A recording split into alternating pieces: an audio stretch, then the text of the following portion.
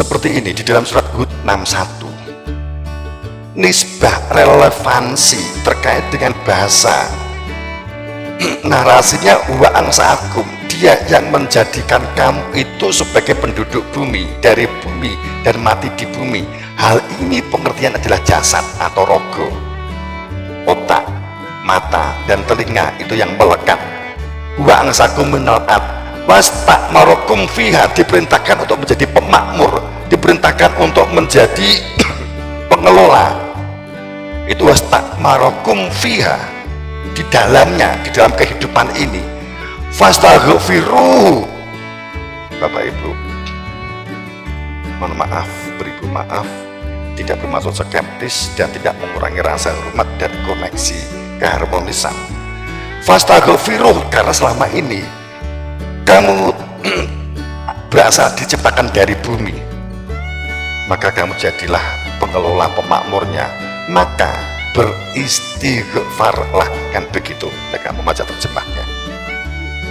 Mohon maaf, ini terjemahnya jangan ya tak lebok nih, tapi kegedean akhirnya tak hapus siap-siap. Jadi wastaghfiruh, apa sih? Kalimat penghubung ada fa itu menunjukkan bukan masalah lesan, Bapak Ibu. Fastaghfiruh itu apa? Perilaku ampunan. Kalau ini dijabarkan, kalau diterjemahkan panjang, dia Allah yang menjadikan kamu ada di bumi, kamu lahir di bumi dan nanti meninggal di bumi, beraktivitas semuanya di bumi.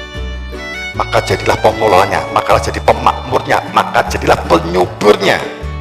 Fastaghfiruh, maka berlakulah miliki akhlak, maka memiliki adab, maka miliki pengetahuan.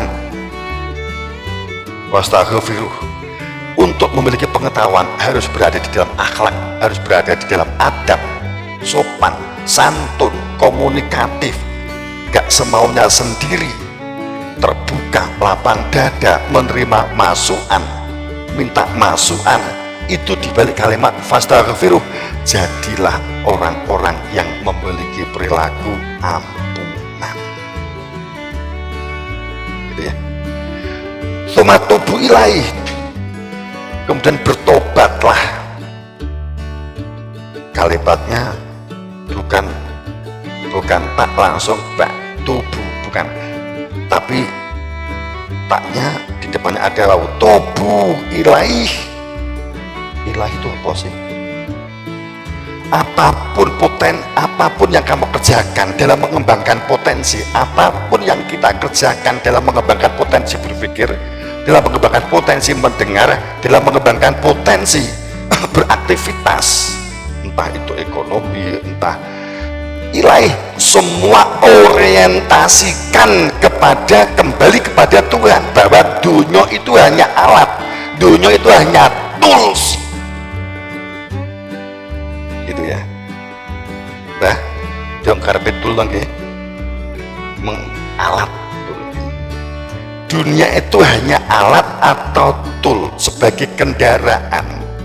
Ilaih, tampaknya itu di dunia, akan tetapi niatannya kembali kepada Allah, akan tetapi hatinya di akhirat, itu namanya ilaihi. Kalau ilaihinya ini posisinya adalah bersifat ruh, maka kamu akan sangat kerasan, kamu akan berada di dalam sebuah jannah. Tapi jika ilaihnya itu adalah materi, kamu gak akan pernah kerasan.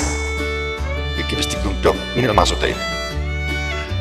Kalau kita ilaihi saat kamu dulu sekolah atau santri berasrama, rumahnya Sumatera atau rumahnya Jakarta, sekarang sekolah di sini, kemudian dia mengikuti pelajaran yang harus diikuti menjadi bagian sebuah proses KBM, akan tetapi ilaihil bait, tapi dia itu ilahi rumah, maka dia saat di meja di depan kelas, di kelas berhadapan dengan ustadz, karena ilahil bait, karena dia kembali ke rumah. Makna ilahi itu fakta fisiknya di sini, tapi pikirannya, hatinya di rumah. apa yang terjadi? Nggak kerasan, guncang, itu loh. Saat ilahi itu salah tempat, itu akan panik, akan bingung, judek, gelap. Saat kita mengalami judek, panik, bingung, dan gelap, berarti ada ilahi yang tidak pada tempatnya. Nah, gitu. Paham toh? Ya.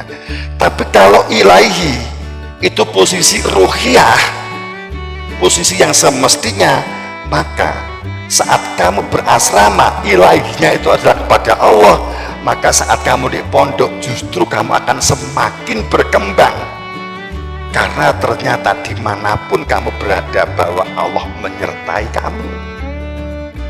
Kenapa bisa begini? Kata lagi penjelasannya, jasad syariatnya itu adalah jasad Islamnya menjalankan syariat, sedang batin itu menjalankan hakikat. Hakikat itu bukan abstrak ya. Hak itu hakon, itu maknanya bukan abstrak. Kita kan pasti punya kecenderungan dua hal. Kita sholat itu rogo, mulai dari berdiri, ruko, itidal, itu rogo. Atine kan iso dindi toh. Nek kowe atimu Allahu Akbar kelingan tempe, maka hakikatmu kuwi tempe. Allahu Akbar sing di jero atimu telo, berarti hakikatmu kuwi telo. Walaupun jane ketoke mardi, ning jane telo. Gitu loh. Yo. Jadi pada saat Allahu Akbar, apa tempe. Kalau seandainya kamu bisa melihat, berarti dia ketoke sholat yang sorban, tidak ikhlas tempe.